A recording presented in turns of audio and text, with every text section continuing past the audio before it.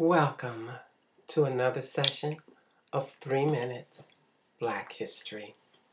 Today, we're going to go all the way back to Africa where Black history begins and look at the people who were enslaved. Now, Africa, just like every other country in the world, had slavery, but their slaveries were different from what happened when the Europeans began to take black people and bring them to the western countries of North and South America.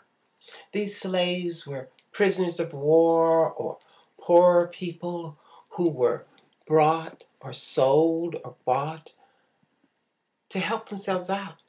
But they could become part of the community. They could marry into the community. They could have businesses. That was not the case when the Portuguese came to West Africa in 1440 and bought black people. Now, initially, the Africans didn't know the nature of that slavery. They thought it was like what they practiced. But soon they found out how cruel and inhumane it was.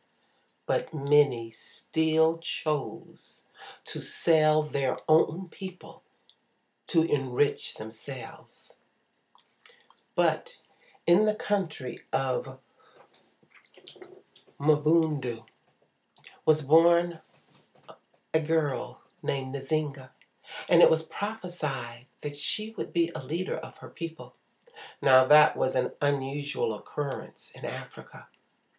But when she was 40, her brother, who was the leader of the Mabundu people, sent her to Luanda, which is now in the country called Angola, to negotiate a peace treaty with the Portuguese because they did not want them coming into their country or taking their people.